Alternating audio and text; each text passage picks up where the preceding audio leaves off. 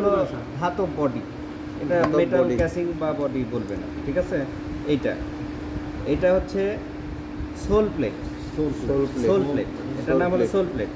Electric iron হয় হলো এই সোল প্লেট দিয়ে, ঠিক আছে। এটা তো জ্যাকপটের সাথে হালকা, যাই হোক এ হলো সোল প্লেট। এটা দিয়ে আয়রনটা মূলত এই সোল প্লেট দিয়েই হয় আর কি। এর উপরে যে আবরণটা নন স্টিকের আবরণ আছে, যাতে কাপড়ের সঙ্গে আটকায় না ধরে, ঠিক আছে। নন স্টিকের একটা লেয়ার দেওয়া আছে, এই আর কি। এইটা টার্মিনাল, এগুলো টার্মিনাল বলবেন। আর এটা হচ্ছে heating element, heating element rod type heating element. কি টাইপ? Rod type. এটা হলো রড টাইপ হিটিং এলিমেন্ট। এটার নাম হলো pressure plate. Pressure plate, pressure প্লেটের কাজ হলো হিটিং এলিমেন্টকে সোল প্লেটের উপরে চাপ দিয়ে ধরে রাখা, ঠিক আছে। এই হলো প্রেসার প্লেটের কাজ। না, স্টোন বলা যাবে না, কারণ এটা প্রেসার স্টোন বলাটা ঠিক হবে না, ঠিক আছে। এটা অরিজিনাল নাম হলো প্রেসার প্লেট এবং এটা কাস্ট আয়রন, ঠিক আছে। আর এগুলা এটা ধাতব বলে হ্যান্ডেল, লিড বা হাতল, ঠিক আছে। হাতল বলবে, হ্যান্ডেল বললেও চলবে, ঠিক আছে। এটা ব্যাক কভার বলতে পারেন। এটা হলো থার্মোস্টেট লিভার, থার্মোস্টেট লিভার। এই জিনিসটার হলো মূল জিনিস, এই জিনিসটার নাম হলো থার্মোস্টেট। এটা হলো থার্মোস্টেট, মূল থার্মোস্টেট এটাই আসলে বায়োমেটালিক প্লেট, দ্বিধাতব পাত। এর কিছু অংশ, ওপরের অংশটা স্টিল আর নিচের অংশটা হলো কপার। এটা হলো দ্বিধাতব পাত, ধাতব পাত। আমরা তো দ্বিধাতব পাত করে আসছি, ওই যে 6-7 তো ছিল, যে একটি ধাতুর ওপর যখন আরেকটি ধাতু দিয়ে তৈরি করা হয় সেটা হলো দ্বিধাতব পাত। যদি কোনো কারণে গরম হয়, মানে গরম করা হয়, তাহলে আমরা জানি ধাতুর প্রসারণ ঘটে। তো এখানে দুইটা ধাতুর প্রসারণ কখনোই সমান না, একটার প্রসারণ বেশি হয়, একটা প্রসারণ কম হয়। যেমন এখানে নিচে যে কপারের প্রসারণটা বেশি হয় একই পরিমাণ তাপে, আর উপরের আয়রনের প্রসারণ হয় কম। তো ফলে কি হয়, মানে যেহেতু কপারের প্রসারণ বেশি হয়, এইটা নিচেরটা প্রসারিত বেশি হয়, উপরেরটা প্রসারিত কম হয়। তখন কি হবে? তখন বাঁক দেবে কি উপর দিকে বাঁক, একটা মুভেবল, হ্যাঁ বাঁক দিবে, ঠিক আছে। আবার ঠান্ডা হয়ে গেলে আবার সোজা হয়ে যাবে। এই হলো মূল টেকনোলজি।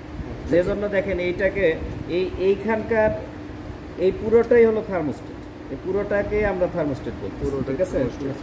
হ্যাঁ, এটা আমি সেট করি, এটা আমি দেখাবো, এটা বাঁক নিয়ে নেয় কীভাবে। এই রডটার নাম কি? Liver, thermostat liver.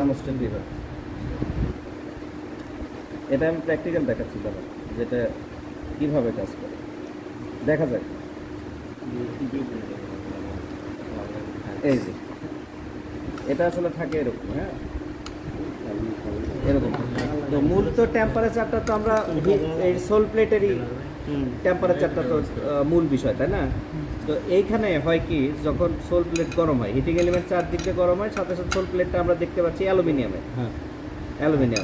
অ্যালুমিনিয়াম হওয়াতে তাপটা পরিবহন হয় খুব কিন্তু দ্রুত হওয়ার কারণে আপনার হিটিং এলিমেন্টটা, যদিও এটা হিটিং এলিমেন্টের পাশেই থাকে, তারপরেও এই যে মূল সোল প্লেটটা যে পরিমাণ গরম হয়, সেই গরমে এই থার্মোস্টেটটাও কিন্তু গরম হয়। তো অনেকে একটা ভুল ধারণা যে এই দুটো থার্মোস্টেট, এইটা আর এইটা, দেখেন এটা দেখতে কিন্তু অলমোস্ট সেম, কিন্তু সেম হইলেও এই দুটো মোটেও থার্মোস্টেট নয়। মূল থার্মোস্টেট হলো এইটা, ঠিক আছে। এটা জাস্ট হলো যখন গরম হয়, গরম হলে এটা বাঁক নেয়, সরি এটা নিচের দিক যাবে, এটা তো নর্মালি ধরেন এরকম অবস্থায় থাকে। যখন গরম হয় বাঁক নেয়, এটা নিচের দিকে এরকম প্রেশার দেয়। নিচের দিক প্রেশার দিলে যে টার্মিনাল ডিসকানেক্ট হয়ে যায়, এই যে টার্মিনাল ডিসকানেক্ট হয়ে গেলে যে নিচের দিক নেমে যায়, অটো অফ হয়ে যায়। আবার ঠান্ডা হলে এটা ফেরত আসে, কানেক্ট হয়ে যায়, আবার গরম হওয়া শুরু করে, আবার নিচে যায় উপরে আসে, এটাই কাজ, ঠিক আছে টেকনোলজি। আর এই লিভার কোথায় থাকে? এই লিভার থাকে হচ্ছে এই যে এটার মধ্যে, এটার মধ্যে এরকম থাকে, হ্যাঁ এরকম থাকে। দেখেন আমি এটাকে এই যেরকম আপ ডাউন করাই, দেখেন এটা উপরে উঠতেছে নিচে নামতেছে, সামান্য উপরে উঠলে আবার নিচে নামলে, যে উপরে নিচে উপরে নিচে উপরে নিচে, হ্যাঁ হ্যাঁ। তার মানে যেটা দাঁড়ালো আমরা এটা এটা এই থাকে, এটা যখন আমরা ওটা ঘুরে সর্বোচ্চ দিই এটা একটু নিচে নেমেই থাকে। তার মানে এটা গরম হতে আরো বেশি বাঁক নিতে হবে, আরো বেশি বাঁক নিতে হবে। মানে এটাকে যদি প্রেশার দিয়ে নিচে চাপেই রাখা হয় তাহলে আরো বেশি বাঁক না নেওয়া পর্যন্ত কিন্তু ওপেন হবে না। তো আবার ঠান্ডা হবে, আবার কানেক্ট হবে, ঠান্ডা হবে কানেক্ট হবে, এইভাবে আপনার হচ্ছে কাজ করে। স্যাররা কিছু মনে না করলে কারো কাছে ম্যাচ আছে নাকি? না, মনে করে না ম্যাচ